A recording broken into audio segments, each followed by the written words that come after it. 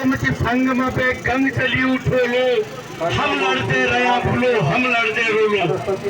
तो 1921 में खुली बेगार प्रथा के खिलाफ स्वर्गीय भतीजा पांडे जी के आंदोलन के बाद आज 102 साल के बाद फिर एक जन क्रांति की शुरुआत इस बागेश्वर के बगड़ से शुरू हुई है। और साथियों, हम लोग पिछले 50 सालों में इस राज्य के लिए नहीं लड़े हैं। हम लोग उन पिछले 50 सालों के बाद जब 1921 में 1923 में जब श्रीनगर में कांग्रेस का अधिवेशन होता है, तो जहाँ पूरे देश में अलग राज्य, अलग देश को अलग आजाद करने की मांग होती है, वही उत्तराखंड के लोग अलग पर्वतीय राज्य की मांग करते हैं। हम उस पर्वतीय राज्य के लोग हैं जो आजाद भारत के आजाद होने से पहले ही इस राज्य की मांग करते आए हैं। लेकिन दुर्भाग्य है हमारा कि राज्य बनने के इन कई सालों में भी हम लोग आज भी अपने मूल निवास के लिए, अपने भू कानून के लिए, अपनी अस्थायी राजधानी के लिए, अपने परिसीमन के लिए, अपनी तमाम उन चीजों के लिए लड़ते आए हैं जिसके कि हमें इस राज्य का निर्माण किया था।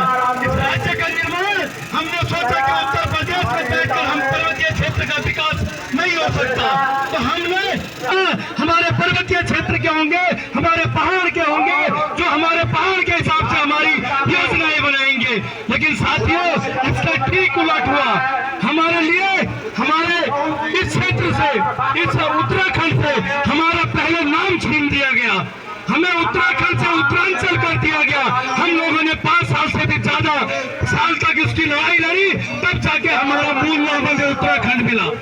गढ़वाल को केदारखंड और कुमाऊं को मानस खंड के नाम से इस उत्तराखंड को जानने के लिए भारतीय जनता पार्टी के लोगों ने इस प्रदेश का नाम बदल दिया।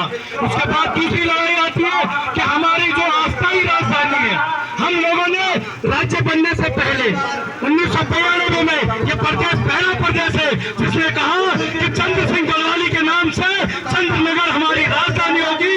उत्तराखंड के जो सेंटर की जगह है, उसमें जो गैर सैनिक का जो इलाका है, उसको चंद्रनगर के नाम से, वीर चंद्र सिंह गढ़वाली के नाम से चंद्रनगर अपनी राजधानी बनाई थी।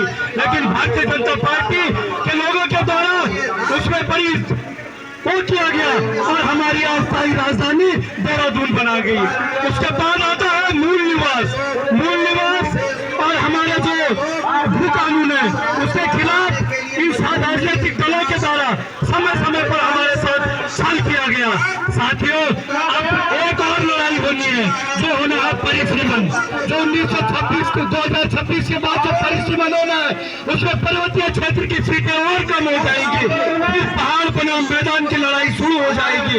इसलिए साथियों, हम लोग समय समय पर लड़े हैं, समय समय पर लड़ेंगे और इनकी जो नीतियां हैं उसके खिलाफ हमें पुरजोर विरोध करना है।